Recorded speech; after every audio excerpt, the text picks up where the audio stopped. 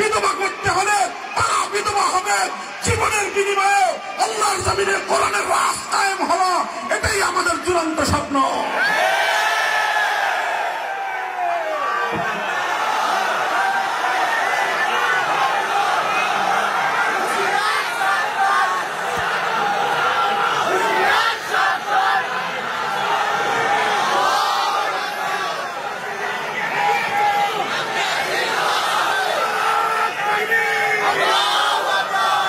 এটা তো আমাদের পরিষ্কার কথা। আমরা আমাদের সব কিছুর বিনিময়ে হলেও আল্লাহর জমিন, আল্লাহর দ্বীনকে বিজয়ী করতে চাই, কোরআনের রাজ কায়েম করতে চাই, ইসলামী শাসন ব্যবস্থা প্রতিষ্ঠা করতে চাই। আল্লাহর এই জমিনকে আল্লাহর আইন দ্বারা আমরা শাসিত, শাসন এবং পরিচালনা করতে চাই। আল্লাহর পক্ষ থেকে আমাদেরকে যে খেলাফতের মহান জিম্মাদারি দেওয়া হয়েছে, সেই খেলাফতের দায়িত্বে সারা পৃথিবীতে আমরা আল্লাহ পাক রব্বুল আলামিনের খেলাফতের সোনালী শাসন ফিরিয়ে আনতে চাই।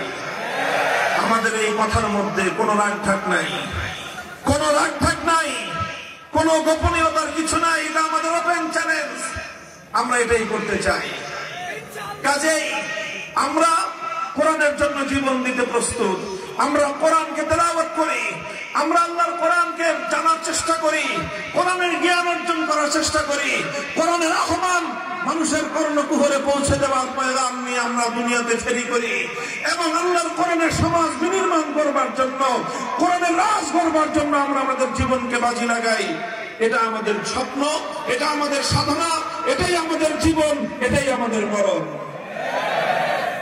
কাজেই এটা আমাদের ব্যবসা না, এটা আমাদের জীবন। আল্লাহর কোরআন কায়েম করা, রাজনীতি করা আমাদের ব্যবসা না, এটা আমাদের জীবন, এটাই আমাদের সাধনা। এটার জন্য আমরা বাঁচি, এটার জন্য আমরা মরতে চেষ্টা করি।